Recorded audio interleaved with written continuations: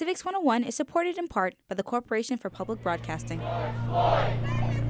George Floyd! George Floyd!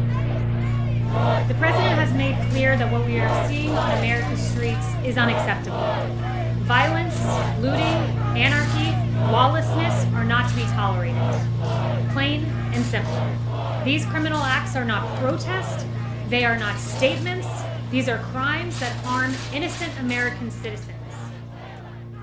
I do see a kind of inherent double standard in the way we valorize certain anger, certain property damage, and, if the cause is racial justice or LGBTQ rights or women's rights, our history has been much more, whoa, this is violating the social order here. What's going on?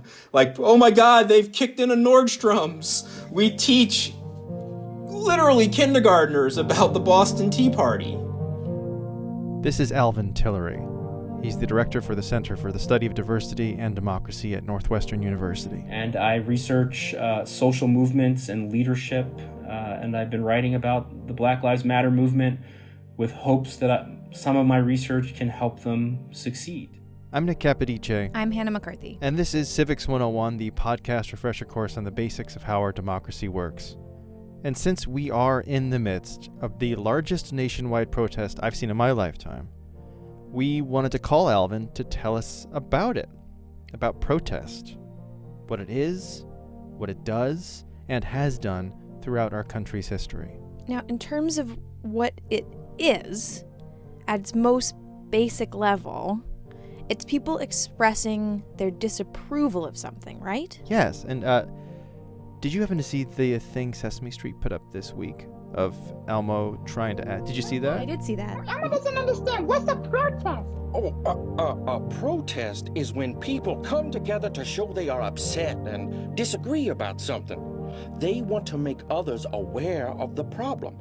Through protesting, people are able to share their feelings and work together to make things better. But legally, constitutionally, protest has been with us from the very beginning. It's written into our founding documents. The Constitution makes protest along with speech and the free exercise of religion sacrosanct. It is the charter right, one of the charter rights in the First Amendment. The Fundamental Freedoms Doctrine says that the First Amendment is really the one that is necessary in order to make all of the other freedoms operative. So there's what we call the right to assembly clause in the First Amendment. So Congress shall make no law, right? And then it says in the assembly clause, it says Congress shall make no law to prohibit the right of the people to peaceably to assemble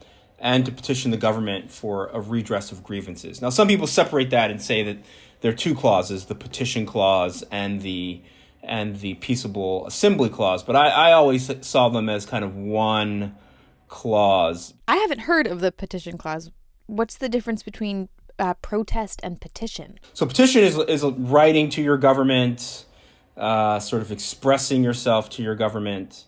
And people could petition about anything, except for a period when slavery was essentially off limits. The gag rule that was in Congress in the 1830s, up to the Civil War, said, you couldn't even write to Congress or make petitions to Congress about ending slavery. This gag order was in the 1830s when abolitionists had sent hundreds of thousands of petitions to Congress calling for an end to slavery, and Congress passed a blanket resolution that any petitions doing so are to be tabled indefinitely. Former President John Quincy Adams, he fought against it for 8 years until it was finally lifted in 1844. But we don't see the Supreme Court weighing in on citizens' rights to petition the government until much, much later. We really don't even get a lot of good jurisprudence on assembly and freedom of speech until the cases that come at the height of World War I. All of the cases where the Supreme Court actually limits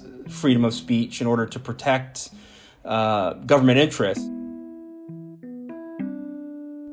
These cases, which all arose during World War I, are the first time that the Supreme Court rules on the constitutionality of protest.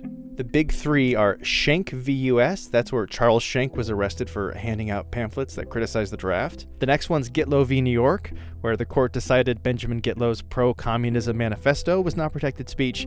And finally, Abrams v. United States, where the court said the same about leaflets that advocated workers in ammunition factories go on strike. Yeah, the great irony is that the formal elaboration in the early 20th century of our rights to, not only petition and sort of act as individuals, but typically part of a protest, those rights are enumerated in cases where the Supreme Court limits the freedoms of the individuals involved. All right.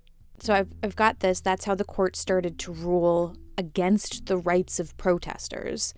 But I'm interested in laws regarding the response to protest. Have there been any cases that address the powers of police? Yeah, well, police power comes at the local and state level.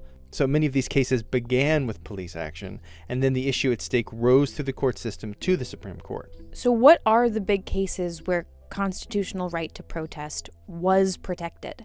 Alvin said there have been pretty much two. And we've talked about both of them quite a bit on our show. Tinker v. Des Moines, that's the one where black armbands worn by students to protest the war were protected speech. And Texas v. Johnson, where the same was decided regarding burning a flag. However, this isn't to say that there haven't been other legal rulings on the right to protest, rulings that have protected the rights of groups that may surprise you. And the other irony is that when the court in the 20th century has expanded and protected protesters, they've typically been the most noxious protesters that we would like. So the Klan can burn crosses, in the 2003 the case. The opinion of the court number 01-1107, Virginia against Black, will be announced by Justice O'Connor.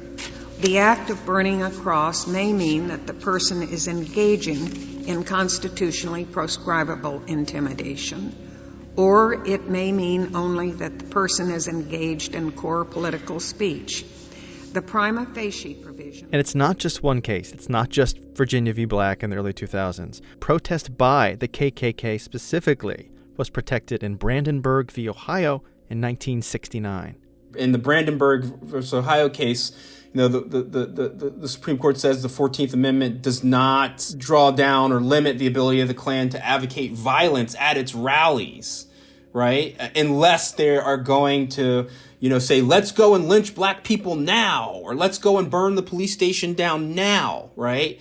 But you can go to a Klan rally and say, we hate black people and, let's use Second Amendment solutions to get out Barack Obama. You can do all of that.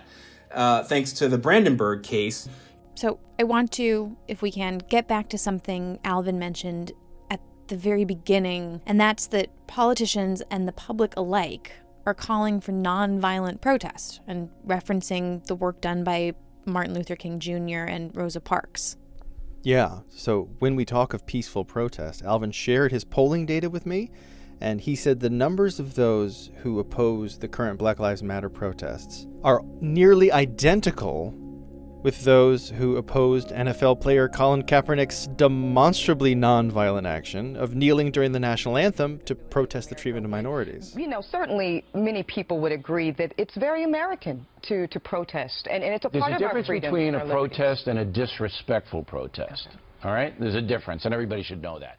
My solution to this... Then there's the fact that we teach kindergartners that destroying property in protest when it's tea, the Boston Tea Party, is great and necessary. So what's going on there?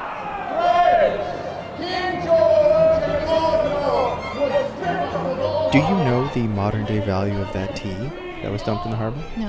$1.7 million.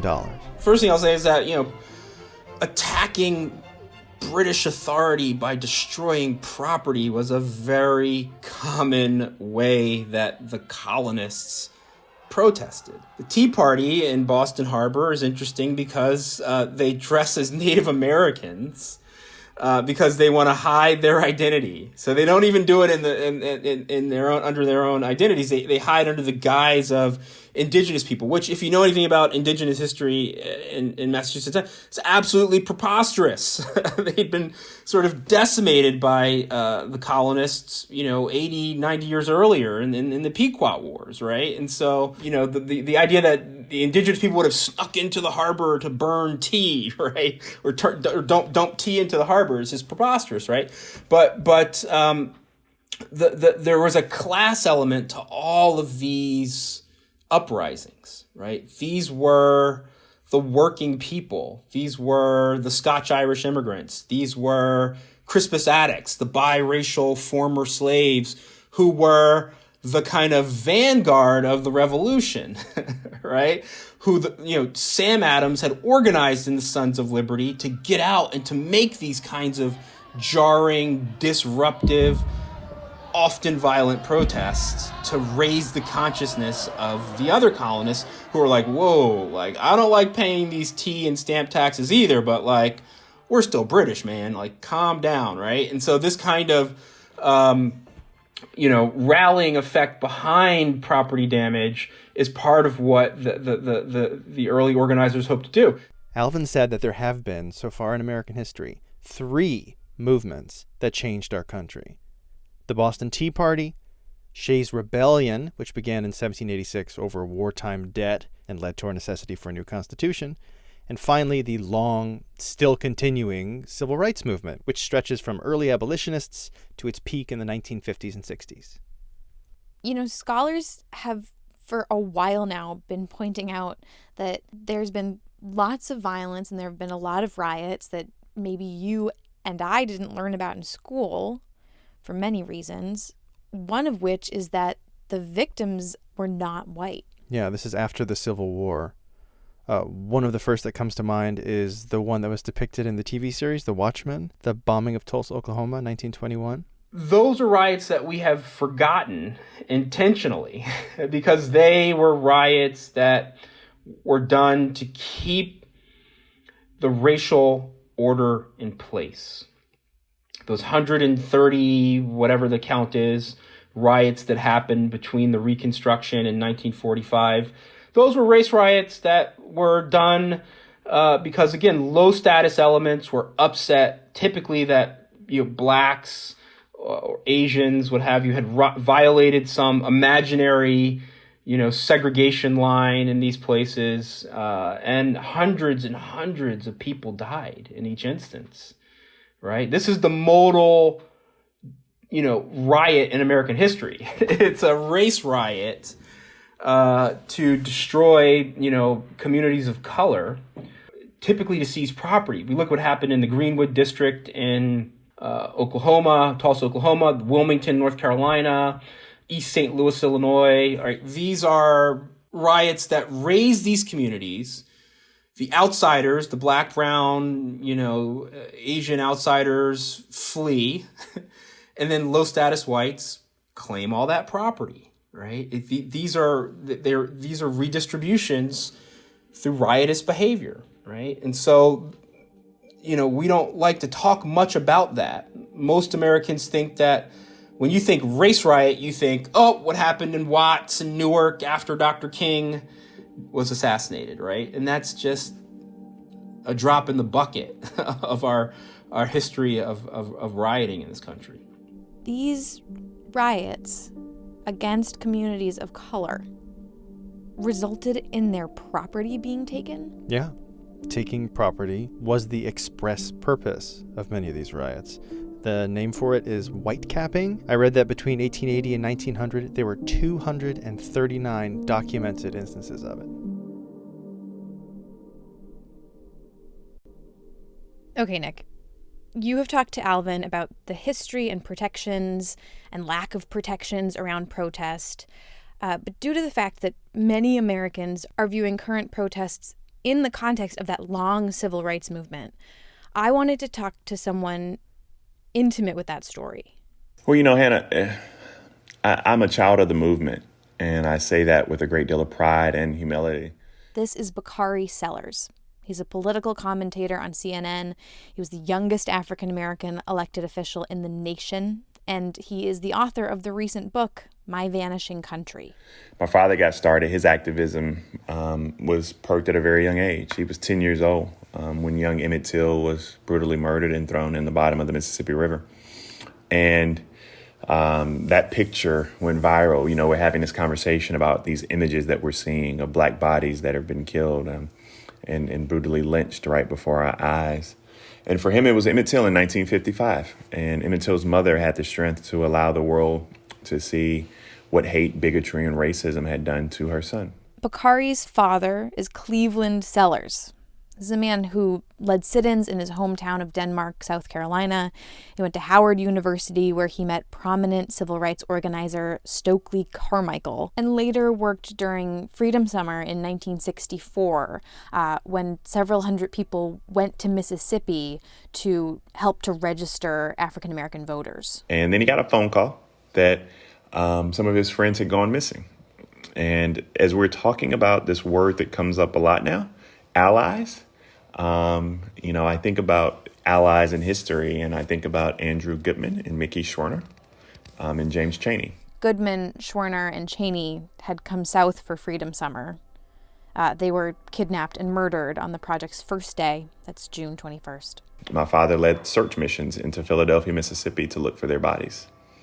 Their bodies were found behind the home of one of the local sheriff's deputies and ministers in the town, Edgar Ray Killen.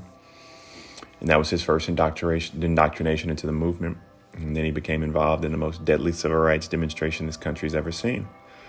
On February 8th, 1968, they were protesting what the history books call the last vestige of discrimination. It was a small whites-only bowling alley in Little Orangeburg, South Carolina. Mr. Floyd, why have you not permitted Negroes to bowl at your bowling alley here in Orangeburg? Because I have my own customers that patronize me 52 weeks a year. They support me year in and year out.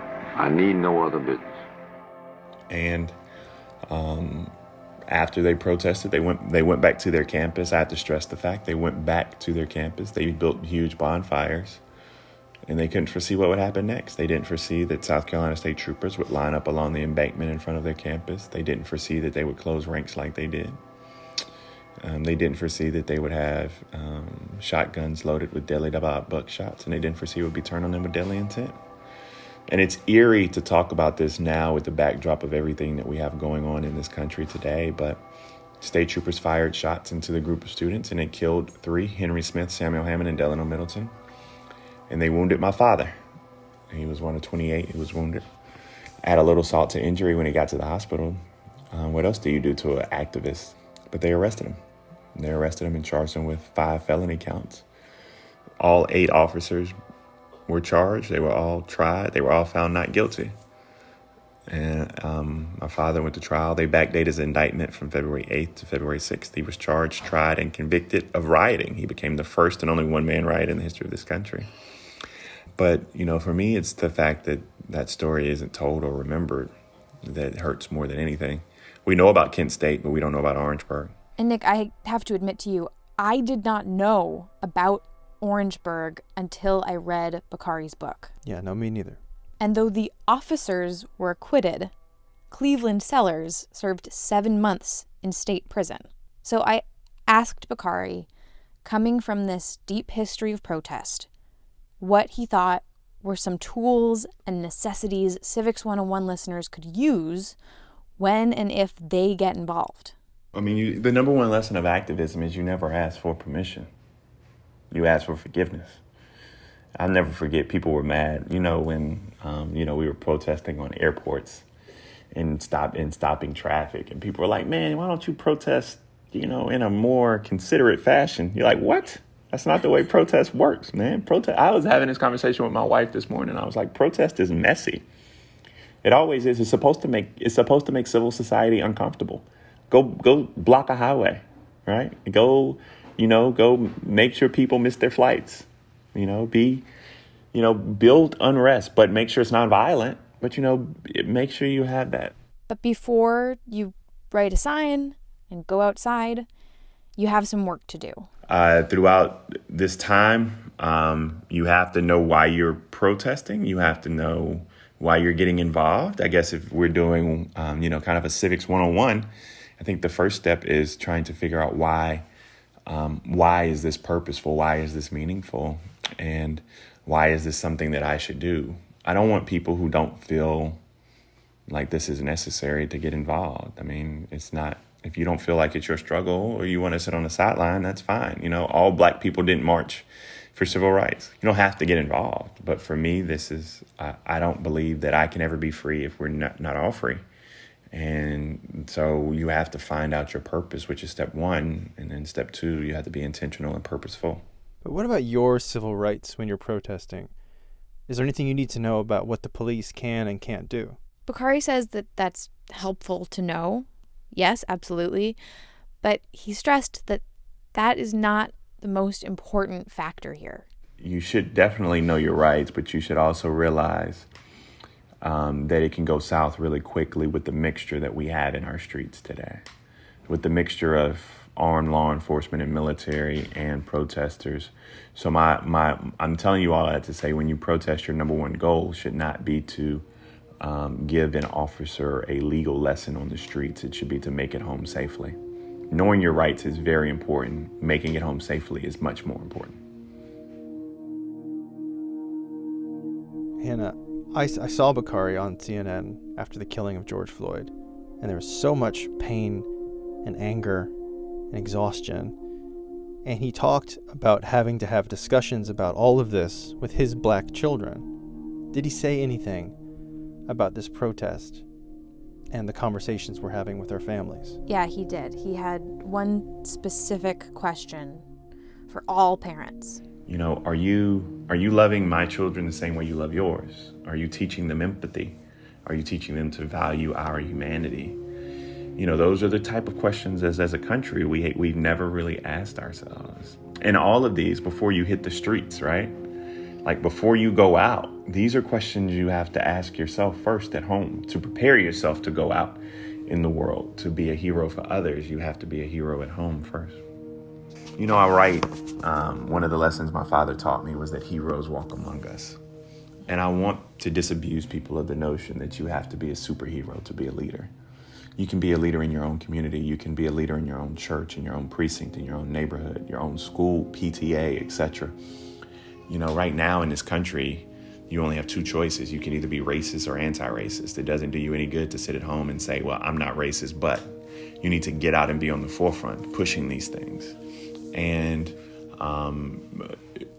the leadership that's required right now is one of courage. And I do recognize, and one of the things we all have to recognize is that there's certain rooms where you would be a better messenger than I, right? Although we're coming with the same message, there'd be people who are more inclined and vice versa to listen to me versus listen to you. And we have to be courageous enough to speak to people who have preconceived notions, who are our friends, colleagues that we work with and family. And we have to be ready to confront them with some of the ignorant notions that they may present. That's the only way that we can begin to heal. Can you spell out what Bakari means by that? I think that what he means is that sometimes a white girl, which I am, is going to be listened to more closely or effectively than a Black girl in a certain space. And part of being anti-racist means recognizing that and utilizing it.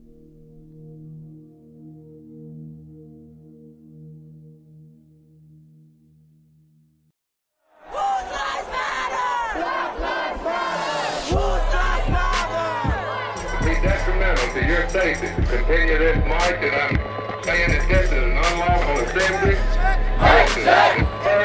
Your orders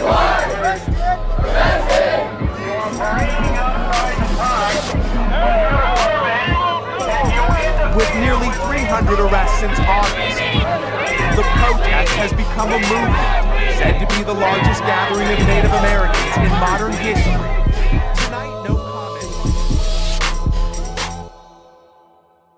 Today's episode was produced by me, Nick Capodice, with Hannah McCarthy, with help from Jackie Fulton and Felix Poon. Erica Janik is our executive producer, and Maureen McMurray is director of content. Music in the episode by Chris Zabriskie, Blue Dot Sessions, Lee Rosevere, the Advent Chamber Orchestra, Maiden, and Azura. Civics 101 is supported in part by the Corporation for Public Broadcasting and as a production of NHPR, New Hampshire Public Radio.